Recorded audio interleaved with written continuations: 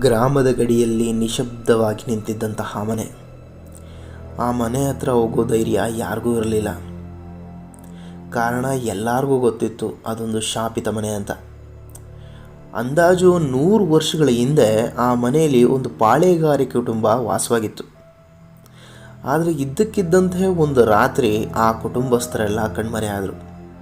ಆವಾಗ ಆ ಮನೆಯಲ್ಲಿ ಆ ಪಾಳೆಗಾರರ ಸದ್ದು ಕೇಳಿಸ್ತಾ ಇರುತ್ತೆ ಅನ್ನೋದು ಕೆಲವರ ವಾದ. ಊರಿನ ಕೆಲವರು ತಮ್ಮ ಕಣ್ಣಾರೆ ಅಜ್ಞಾತ ಬೆಳಕೊಂದು ಮನೆ ಒಳಗೆ ಹೋಗ್ತಾ ಇರೋದನ್ನು, ತೀರ ಕತ್ತಲಲ್ಲಿ ಕಿಟಕಿ ಹಿಂದೆ ಯಾರೋ ನಿಂತಿರುವಂತೆ ಕಾಣ್ತಾ ಇರೋದನ್ನು ನೋಡಿದ್ರಂತೆ.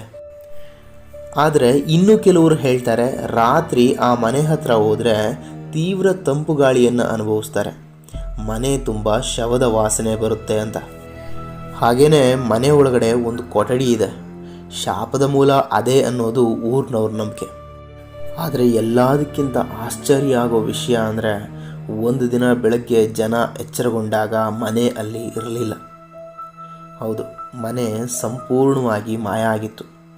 ಅಲ್ಲಿ ಒಂದು ಮನೆ ಇತ್ತು ಅಂತ ಉದಾಹರಣೆ ಕೊಡೋಕ್ಕೂ ಕೂಡ ಅಲ್ಲಿ ಏನೂ ಇರಲಿಲ್ಲ. ಅಲ್ಲಿ ಕೇವಲ ಸುಟ್ಟ ಹುಲ್ಲು, ಕಪ್ಪು ಮಣ್ಣು ಮತ್ತು ಒಂದು ಸ್ಪಷ್ಟವಾಗಿ ಸುಟ್ಟಿದ್ದಂತಹ ಚಿಹ್ನೆ ಮಾತ್ರ ಉಳಿದಿತ್ತು. ಅದು ಮನೆ ಆಕಾರದಲ್ಲೇ ಸುಟ್ಟಿತ್ತು. ಮನೆ ಮಾಯವಾದಂತಹ ಬೆಳಗ್ಗೆ ಗ್ರಾಮಸ್ಥರೆಲ್ಲ ಬೆಚ್ಚಿ ಬಿದ್ದಿದ್ರು. ಮನೆ ಅಸ್ತಿತ್ವನೇ ಇಲ್ಲದಂತೆ ಮಾಯ ಆಗಿದೆ ಅನ್ನೋದೇ ಒಂದು ಆಘಾತ. ಮನೆ ಮಾಯವಾಗಿರುವಂತಹ ವಿಷಯ ತಿಳ್ಕೊಂಡಂತಹ ಪ್ರಜ್ಞಾ ಕೂಡಲೇ ತಾನು ಬಚ್ಚಿಟ್ಟಿದ್ದಂತಹ ಫೋಟೋ ಫ್ರೇಮ್ನ ತಗೊಂಡು ಮತ್ತೆ ಆ ಮನೆ ಇದ್ದಂತಹ ಜಾಗಕ್ಕೆ ಬರ್ತಾಳೆ. ಹೀಗೆ ಮನೆ ಇದ್ದಂತಹ ಜಾಗದಲ್ಲಿ ಪ್ರಜ್ಞಾ ಫೋಟೋ ಫ್ರೇಮ್ನ ಹಿಡ್ಕೊಂಡು ನಿಂತಿರುವಂತಹ ವಿಷಯ ಊರಿನ ಜನರಿಗೆ ಇನ್ನೂ ಆಶ್ಚರ್ಯನ ಮೂಡಿಸುತ್ತೆ. ಅವಳ ಮುಖ ಬಿಳಿಯಾಗಿ, ಕಣ್ಣುಗಳು ಕಂಗಾಲಾಗಿ, ಕೈಯಲ್ಲಿ ಹಿಡಿದಂತಹ ಹಳೆಯ ಫೋಟೋ ಫ್ರೇಮ್ ಎಲ್ಲರ ಗಮನವನ್ನು ಸೆಳೀತು.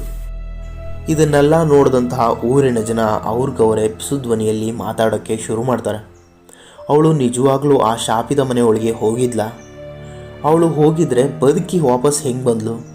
ಅವಳು ಆ ಮನೆಯೊಳಗೆ ಹೋಗಿರೋದಕ್ಕೂ ಈಗ ಮನೆ ಮಾಯ ಆಗಿರೋದಕ್ಕೂ ಏನಾದರೂ ಸಂಬಂಧ ಇದೆಯಾ? ಹೀಗೆ ಹಲವಾರು ಪ್ರಶ್ನೆಗಳು ಅವ್ರನ್ನ ಕಾಡ್ತಾ ಇರುತ್ತೆ. ಊರಿನ ಕೆಲವು ಹಿರಿಯರು ಮತ್ತು ಪೊಲೀಸರು ಪ್ರಜ್ಞಾ ಹತ್ರ ಹೋಗಿ ಕೆಲವು ಪ್ರಶ್ನೆಗಳನ್ನು ಕೇಳ್ತಾರೆ. ನೀನು ನಿಜವಾಗ್ಲೂ ಆ ಮನೆಯೊಳಗೆ ಹೋಗಿದ್ದ? ಹೋಗಿಲ್ಲ ಅಂತಂದರೆ ಆ ಫೋಟೋ ಫ್ರೇಮ್ ನಿನಗೆ ಹೆಂಗೆ ಸಿಕ್ತು? ಆಯಿತು, ಆ ಮನೆಯೊಳಗೆ ಅಂಥದ್ದು ಏನಾಯಿತು? ಹೀಗೆ ನಾನಾ ರೀತಿಯಾದಂಥ ಪ್ರಶ್ನೆಗಳನ್ನು ಪ್ರಜ್ಞಾಗೆ ಕೇಳ್ತಾರೆ ಊರಿನ ಹಿರಿಯರು ಮತ್ತು ಪೊಲೀಸರು. ಆದರೆ ಇದು ಯಾವುದಕ್ಕೂ ಪ್ರಜ್ಞಾ ಒಂದು ಉತ್ತರ ಕೂಡ ಕೊಡೋದಿಲ್ಲ. ಹಾಗೆಯೇ ಅವಳ ಕೈಯಲ್ಲಿ ಹಿಡಿದಿದ್ದಂಥ ಫೋಟೋ ಫ್ರೇಮ್ನ ಇನ್ನೂ ಗಟ್ಟಿಯಾಗಿ ಹಿಡ್ಕೊಳ್ಳೋಕೆ ಶುರು ಮಾಡ್ತಾಳೆ. ಅವಳ ಮುಖದಲ್ಲಿ ತೀವ್ರ ಭಯ ಇತ್ತು. ಅವಳ ಕಣ್ಣುಗಳಲ್ಲಿ ಕಂಡಿದ್ದನ್ನು ಮರೆಯಲಾಗದಂತಹ ಭಾವನೆ ಮಿಂಚ್ತಾ ಇತ್ತು. ಗ್ರಾಮಸ್ಥರು ಕುತೂಹಲದಿಂದ ಪ್ರಜ್ಞಾ ಕೈಯಿಂದ ಆ ಫೋಟೋ ಫ್ರೇಮ್ನ ಕಿತ್ಕೊಂಡು ನೋಡ್ತಾರೆ. ಆ ಫೋಟೋದಲ್ಲಿ ಅಲ್ಲಿ ಮಾಯ ಆಗಿದ್ದಂತಹ ಮನೆಯ ಚಿತ್ರ ಇರುತ್ತೆ. ಇದನ್ನು ನೋಡಿದಂತಹ ಗ್ರಾಮಸ್ಥರು ಒಂದು ಕ್ಷಣ ಬೆಚ್ಚಿ ಬೀಳ್ತಾರೆ. ಅದಾದ ನಂತರ ಪ್ರಜ್ಞಾ ಮತ್ತೆ ಆ ಫೋಟೋ ಫ್ರೇಮ್ನ ಕಿತ್ಕೋತಾಳೆ. ಕುಟುಂಬಸ್ಥರ ಫೋಟೋ ಇದ್ದಂತಹ ಜಾಗದಲ್ಲಿ ಮನೆ ಫೋಟೋ ಇದ್ದಿದ್ದನ್ನು ನೋಡಿದಂತಹ ಪ್ರಜ್ಞಾ ಮತ್ತಷ್ಟು ಭಯ ಪಡೋದಕ್ಕೆ ಶುರು ಆಗ್ತಾಳೆ. ಆ ಫೋಟೋ ಫ್ರೇಮ್ನ ಕೆಳಭಾಗದಲ್ಲಿ ಒಂದು ಕನ್ನಡದ ವಾಕ್ಯ ಇತ್ತು, ಮಾಯವಾದುದು ಮರಳಿ ಬರುತ್ತದೆ, ಕೆಲವು ಬಾಗಿಲುಗಳು ಎಂದಿಗೂ ಮುಚ್ಚುವುದಿಲ್ಲ ಅಂತ. ಇದನ್ನು ಓದಿದಂತಹ ಪ್ರಜ್ಞಾಳ ಕೈ ಒಂದು ಕ್ಷಣ ನಡುಗುತ್ತೆ. ಹಾಗೆಯೇ ಆ ಸಮಯದಲ್ಲಿ ಪ್ರಜ್ಞಾಳ ಮನಸ್ಸಿಗೆ ಒಂದು ಕ್ಷಣ ನೆನಪಾಗುತ್ತೆ. ಅವಳು ಮನೆಯೊಳಗೆ ಹೋದಾಗ ತೀವ್ರ ತಂಪು ಗಾಳಿ, ಮನೆ ತುಂಬ ಗುಡುಗು ಸದ್ದು, ತಮ್ಮದೇ ರೂಪದಲ್ಲಿ ತೇಲಾಡುವ ಬಿಸಿಲು, ಎಲ್ಲಿ ನೋಡಿದರೂ ತುಂಬಿದ ಕತ್ತಲೆ. ಆ ಮೇಲಿನ ಕೊಠಡಿಯಲ್ಲಿ ಅವಳು ಫೋಟೋ ಫ್ರೇಮ್ನ ನೋಡ್ತಾಳೆ. ಅವಳು ಯಾವಾಗ ಆ ಫೋಟೋ ಫ್ರೇಮ್ನ ತನ್ನ ಕೈಗೆ ತಗೊಂಡ್ಲೋ ಆವಾಗ ಮನೆ ಕಂಪಿಸ್ದಂತಾಗತ್ತೆ.